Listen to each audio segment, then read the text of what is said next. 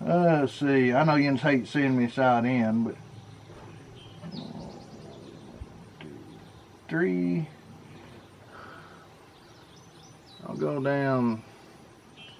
Need to go down 3 inches. Of course, I'll be bringing it back up. I'm trying to get out to 100.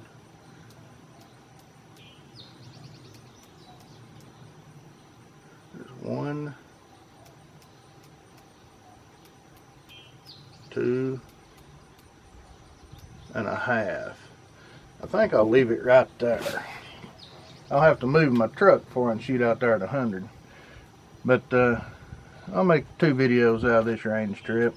I just brought the 4570. I didn't bring any other ones to shoot. I just wanted to get it. So if I can get it right there, then I'll move my truck in a minute and I'll shoot out there to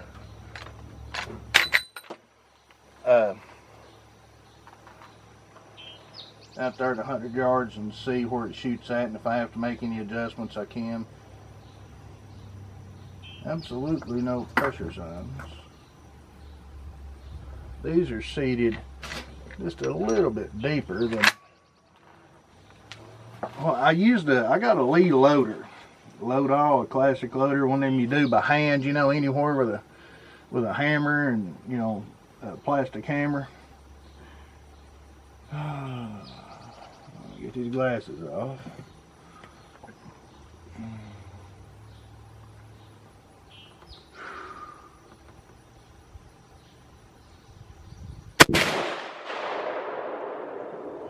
I think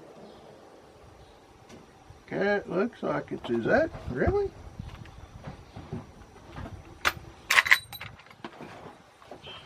That looks like it's.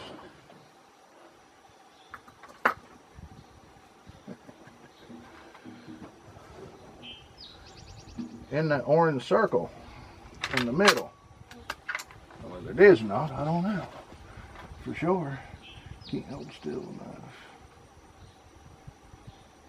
Well, that looks like it's pretty much almost on the bullseye.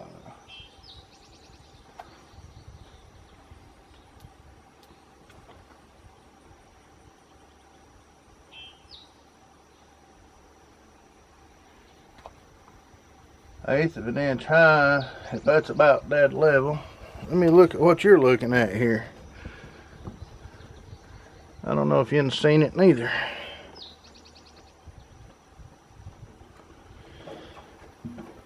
Yeah, that's right beside the bullseye.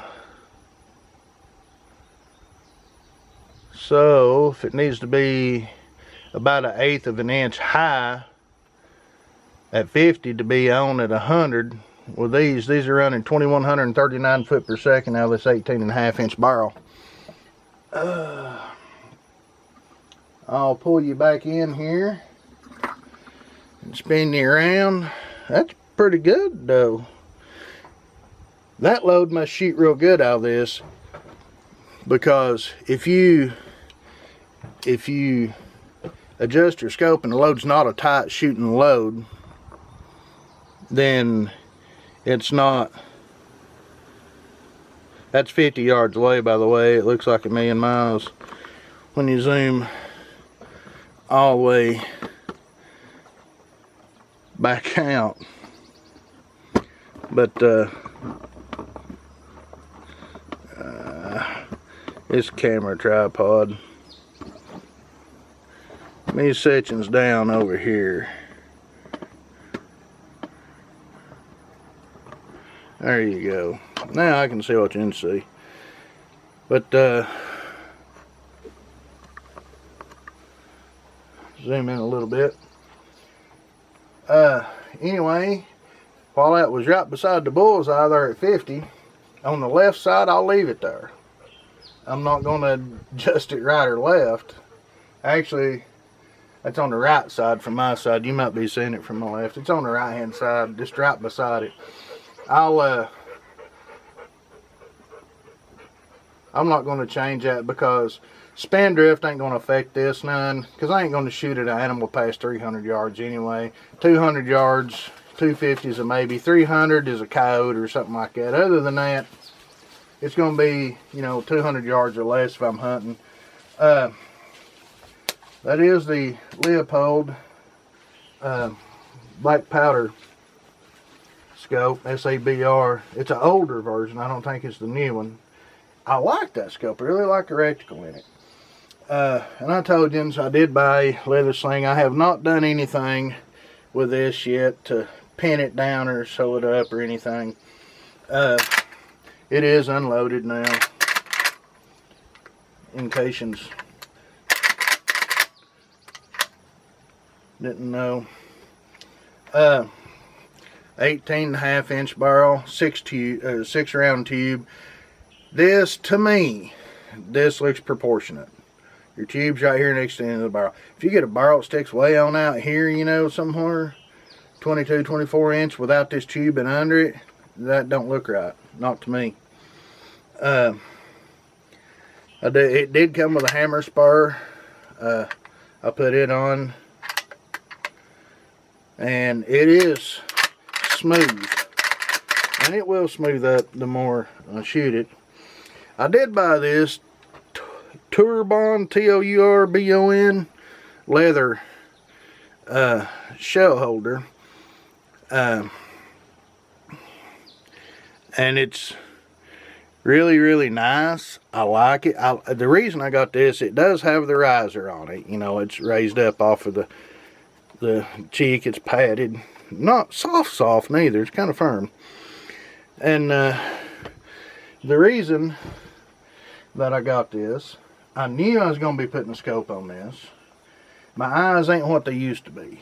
I actually can shoot with these open sights. The Henry single shot,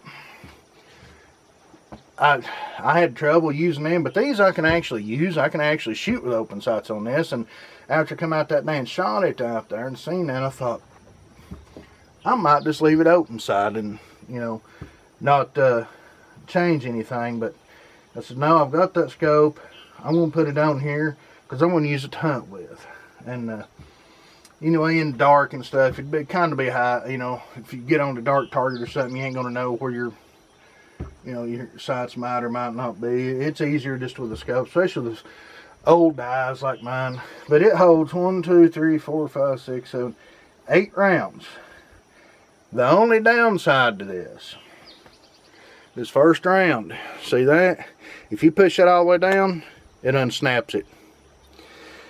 The thing I don't like is these, if I can get my sling out of the way, is these right here. They're stretchy. That stretchiness will get weak and wear out, because I've had them Allen you slip on up over the buttstock. It's made out of the same material. I've had them within a couple of years, you know what I mean, and it's nice. It's supposed to be buffalo leather actually, and that's really nice. So if they do give way, I'll probably figure out another way. I'd get a leather punch and punch some holes down through here and then on both sides, and then get me some leather strap or paracord and run through there and just tie it, you know, like most of them are laced. But this one right here, when you push that shell down in there, it's right against it right now, and you can see how much higher it is. So you have to be careful. I'll probably just leave this one out. I've got them in there right now just trying to form the holders form. People said they is really tight on the 45-70, and they are. They say they fit the 30-06 really well, and that's great. But this is a 45-70 Marlin 1895 GBL lever action. I did pull this off and the bolt out and bore sight it, and I never had to touch the scope because it was dead level, just a little to the left when I bore sighted it. So I left it alone. It's 90 degrees, 91 degrees out here today, and sweat bees are bugging me to death, eating me up. But that's just a quick sight in at 50 yards for you, and to show you the addition of the I did put saddle soap on this all the way around it, inside and out on the holes, and then I forced the shells down in there, and expanded them out. I've left them in there for about a week. Yeah, it's been about a week because I put it on right before coming down last time and I didn't have any shells on it. And then I put them in it.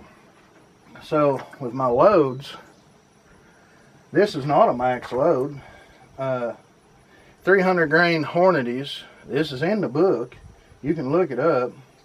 You know, I think 60 grains is starting charge and 65 is the max on Harston's website. You can look and see. This is 2 grains shy of what it, you know, maxes out at. So, I mean, but I was surprised. These shoot, I have not chronographed them out of that 22-inch barrel. I don't think. Maybe I did. Can't remember. Anyway, yeah, I probably did. And, but these 300 grains right here, this is with IMR 8208 XBR powder. I like that powder. Great powder. My 22-250, 223. A lot of people like it in 308. I never had no luck out of it in 308. You can see the hollow point. I've got them seated on.